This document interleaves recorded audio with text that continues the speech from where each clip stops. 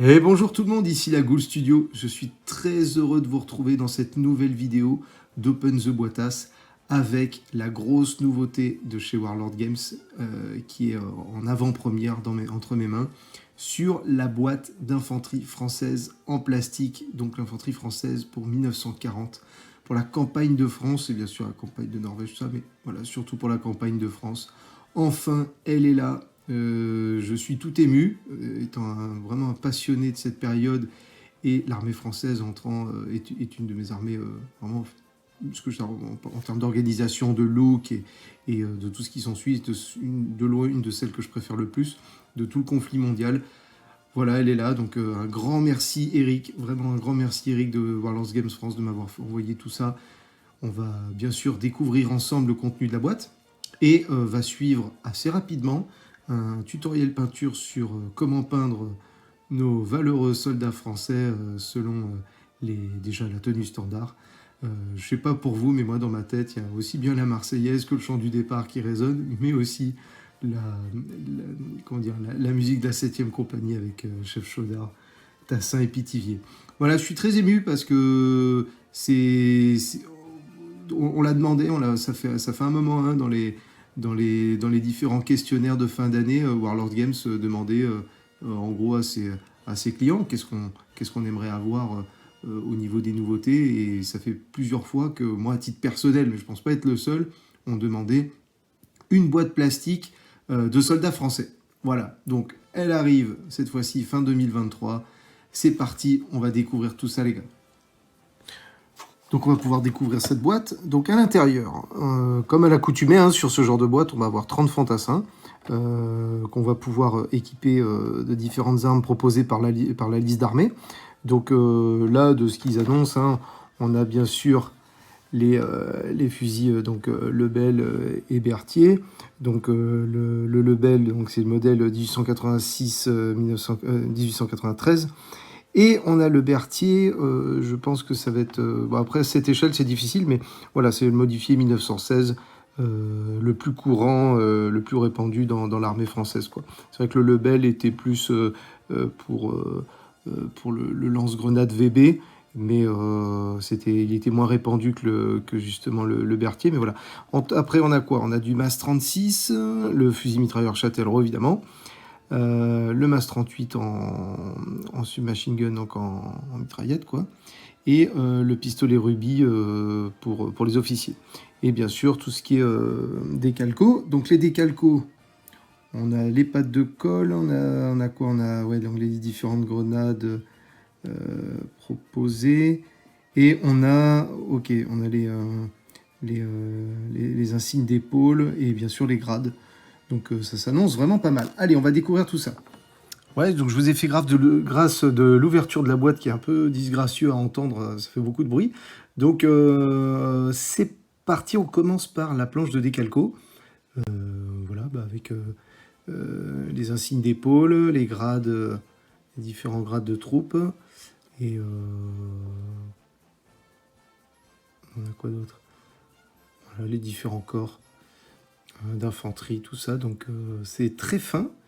À voir ce que ça va donner. J'avais fait sur des Allemands, c'était plutôt pas mal, c'était plutôt de la bonne qualité. Donc je pense qu'ils se sont améliorés, Warlord. Donc écoutez, voilà, jamais trop déçu à ce niveau-là, quoi. Donc oui, on a oublié bien sûr de remercier forcément Maria. Maria, merci pour justement la préparation de la boîte.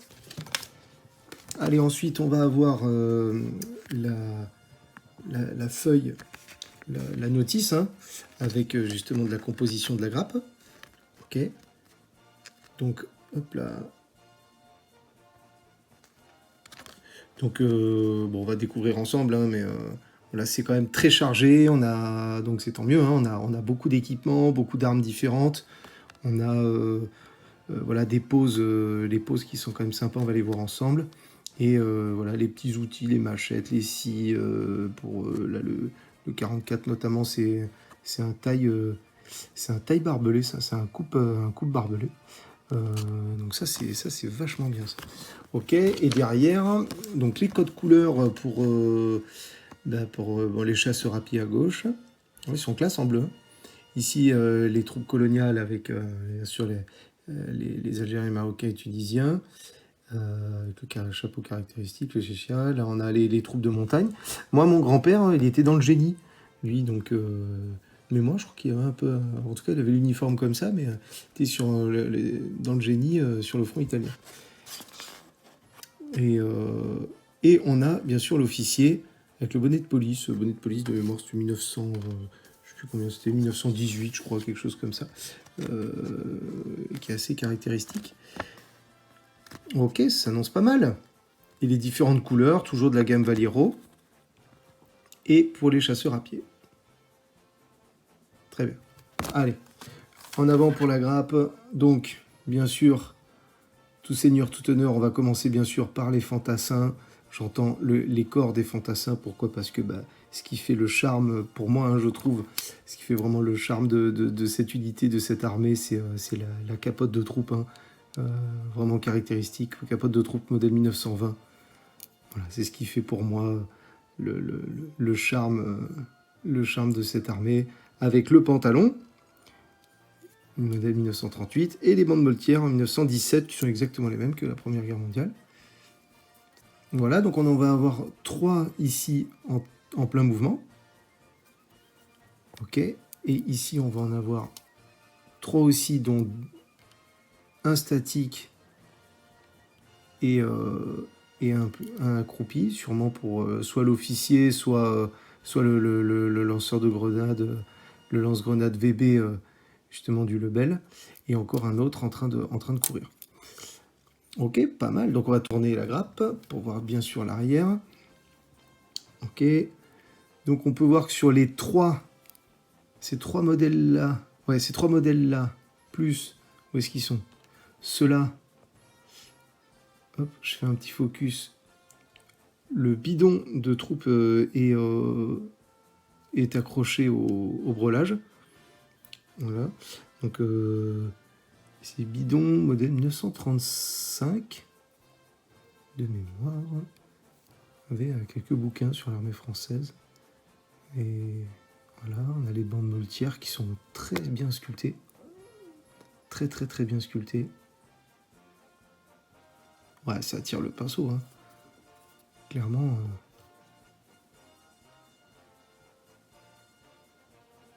Bon, bah ça c'est pas mal. Allez, ensuite, qu'est-ce qu'on va se faire? On va se faire les pactages. Donc on va se faire les pactages. Donc l'as de carreau, on a combien là? 1, 2, 3, 4, 5. 5 en haut et 4 en bas. 9. Ouais, il y en a 9. Donc le fameux as de carreau avec de la variété. Hein. On va avoir... là, lui, il n'a rien. Mais lui, ici, il a une petite gamelle. Voilà. J'essaie de zoomer un peu. Ouais, les sangles et tout. Les sangles, elles sont vraiment très très fines. Très jolies. Très très jolies. On va reprendre celle-là. Là, on va avoir quoi à la pelle? Outil de terrassement. Ouais, on a une tête de hache. La pelle et tout, ouais, c'est... espèce de toile de tente. Je crois que c'est une toile de tente, ici. Et couverture. Ok, après, qu'est-ce qu'on va avoir? Donc, on va avoir donc l'as de carreau, on a fait. On va faire quoi? On va se faire la musette. On va se faire la musette, celle-ci, voilà. Musette ici. Donc, 1935 de mémoire. Hop, ici, c'est pas le même. Peut-être la musette pour le porte-masque, le masque à gaz. Donc là, on en a 4. Ok. Ouais, c'est pas mal, hein. Franchement. Là, on va se faire les têtes à la fin, quoi. Parce que franchement, les têtes, là, je découvre la grappe en même temps que vous, hein, mais les têtes, ça s'annonce grandiose, quand même. Ça s'annonce grandiose. Ici, encore une musette. Hop là. Après, on a plein de petits détails. Voilà, cascadrien, on a des cascadriens en plus là. On a le porte-carte de l'officier. Ça, c'est... Ah ouais, c'est le porte-jumelle, ça. Ça, c'est porte-jumelle. Ça, c'est... Je crois que c'est un chargeur de... Qu'est-ce qu'ils disent dans la notice? Je crois que ça doit être un chargeur de MAS 38. Attendez. Numéro 5. Ouais, c'est ça. Ok. Ouais, là, on a pour le lance-grenade. On a l'étui pour le pistolet rubis. Ok, les bras, ils portent bien sûr le pistolet en question, les jumelles. Ah, c'est fin, hein. Là, les grenades. Donc, on a quoi? On a une offensive et une défensive. Ok. On a le porte-baïonnette. Alors, il y en a combien? Une. Porte-baïonnette, il y en a là aussi. Porte-baïonnette, donc... c'est quoi? C'est modèle 1888 comme en Première Guerre mondiale de mémoire. Ok. Non, on va se faire les armes. Bon, la pelle, ouais, c'est vraiment joli. Hein. Lui, il est en train de lancer une grenade. Une grenade offensive. Pas mal. Donc on a quoi? Du MAS 36, MAS 38. Et après... Ouais, MAS 36 encore. Ah bah ici, le fameux... Lebel avec... pour le lance-grenade. Lance-grenade VB. Fusil Berthier. Ouais, Berthier, modèle 1916 de mémoire. Oh, c'est fin, putain, la vache, Là, on a les manches. J'essaie de zoomer, les gars. Ouais, c'est très très fin. Bon, allez, on se fait les têtes. Allez, on se fait les têtes, là. Je suis chaud pour les têtes. Alors, j'ai un petit problème d'éclairage. C'est pas normal que j'ai pas un super éclairage comme ça. Ah, on va les mettre comme ça. Là. Alors, qu'est-ce qu'on a? Ouais, donc la tête de l'officier. Oh.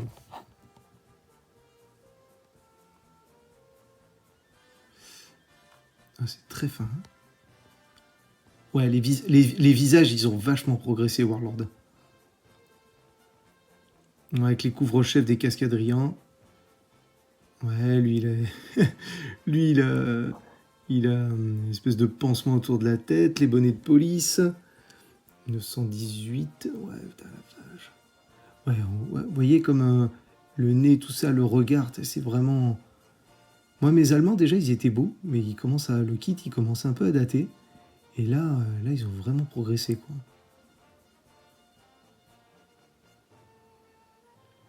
Ouais, ils sont très expressifs. Bien sûr, les troupes coloniales.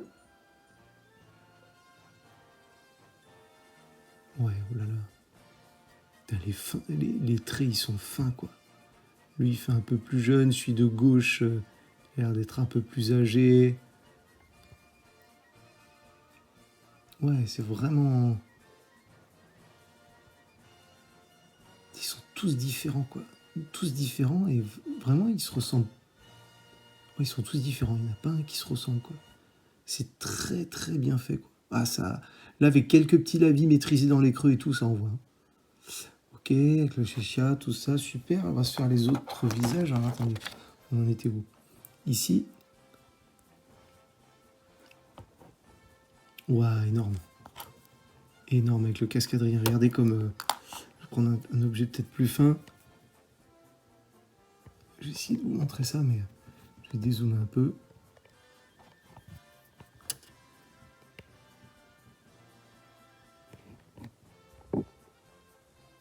Ouais, le cascadrien, comme il ressort en moulage. Ah, c'est très très fin. Ouais, on croirait celui à gauche, là. Tout à gauche. Celui-ci. Un peu une tête, un peu la tête au père Chaudard, hein. Regardez. Lui, il ressemble un peu à Pithiviers, j'ai l'impression.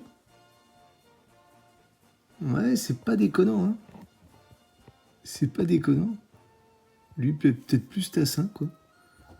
Ouais, je pense qu'il y a des trucs à faire. Je pense qu'on a tous à peu près la même idée en termes de conversion, quoi. pour se représenter la 7e compagnie. Moi, je pense qu'il y aura des bons délires sur les tables de jeu au niveau du modélisme.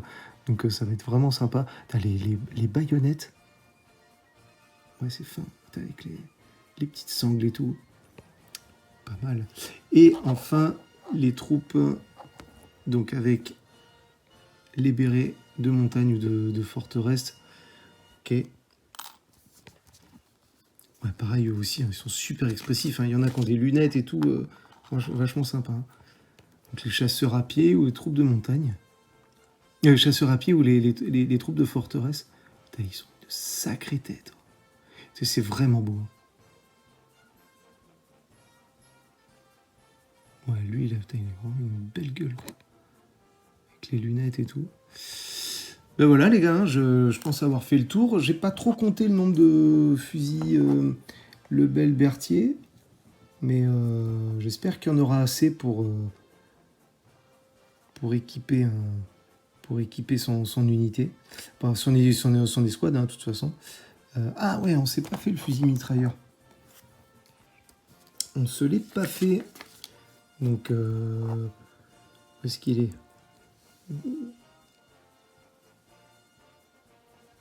Donc, le fusil mitrailleur Châtellerault, il est... Ah, il est là.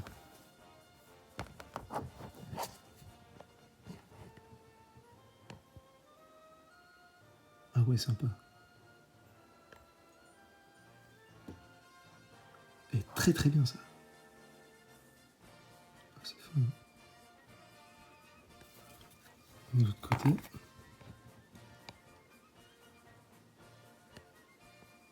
Ouais, c'est très très fin.